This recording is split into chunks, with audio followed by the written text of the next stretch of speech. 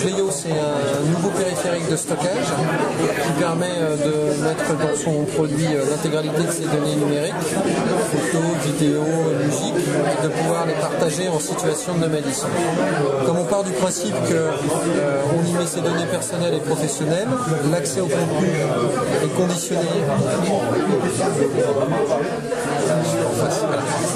au passage à la reconnaissance digitale, et ensuite on peut visualiser l'intégralité de ses contenus, photos, musique, vidéos, documents professionnels, liens web et avatars et les V-cards.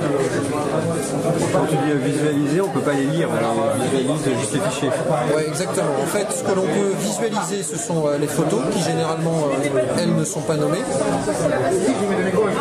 Par contre, les documents musique, on va pouvoir voir uniquement le titre, mais on ne peut pas les player. Comment on les positionne, on les download dans le produit, on le connecte en USB avec son ordinateur, soit PC ou Mac.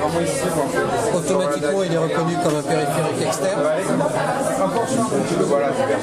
On prend une photo, on va le mettre dans le fichier photo.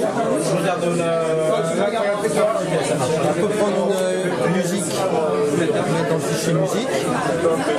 Même chose pour tout ce qui est documents professionnels, vidéos, liens web, etc.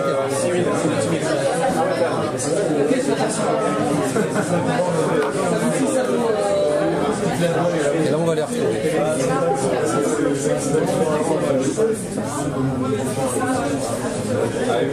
Donc l'intérêt du produit réside principalement dans sa capacité de partage, pouvoir partager de trois façons, trois possibilités. La première, c'est de layout à layout. Pour ce faire, la première étape, c'est d'appairer les deux produits. Pour appairer les deux produits, on appuie simultanément sur les boutons centraux. Ils sont reconnus. Je vais aller sélectionner une musique. Je fais ce geste. Et là, le contenu passe de ce layout à ce layout. Avec un intérêt, c'est la rapidité de transfert qui est de 10 mégaoctets secondes. C'est-à-dire que photos, musique, vidéo, documents professionnels, c'est quasiment dans l'instant. Une centaine de photos, c'est à peu près 5 secondes. Un album de musique, c'est 10 secondes. Et un film en musique, ça va être à peu près une minute. La deuxième possibilité de partage qui existe pour le rendre interopérable avec tous les clés USB du marché, c'est le port USB qui se trouve sur le côté, ce qui permet de mettre la clé USB. Automatiquement, il est reconnu. On peut visualiser le contenu de la clé USB, sélectionner un fichier, par exemple celui-ci, et le copier sur la mémoire interne du produit, et inversement. On peut bien sûr prendre du contenu qui est sur le layout et le mettre directement sur la clé. Donc le dernier cas de partage qui existe, c'est avec une clé USB. Donc je vais sélectionner une photo ou une vidéo, n'importe quel type de document, un document professionnel par exemple. Je le copie sur la clé USB.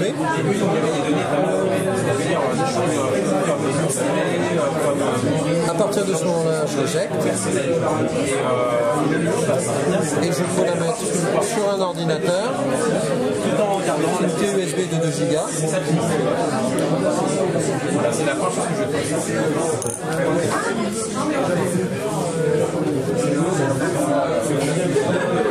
Et là, je récupère mon document drag and drop de façon traditionnelle. Je peux bien sûr faire la synchronisation dans l'autre sens. Je prends une musique, je la mets sur la clé USB.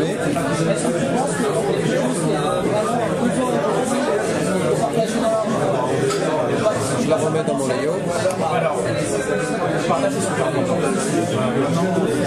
Et là, automatiquement, le contenu est copié dans l'inbox.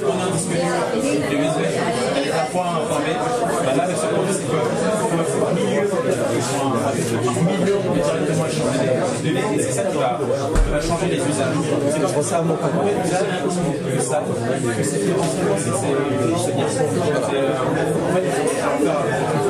On retrouve Parce que j'ai vraiment envie d'être cette phrase-là, j'ai bien envie d'être. On partage. Ça marche. Ok. Voilà les 3 modes de partage. Un prix peut-être et une disponibilité. Alors, disponibilité produit dès la semaine prochaine, donc online par exemple ou offline en magasin, en tout cas chez les spécialistes, avec un prix public recommandé de 179 €.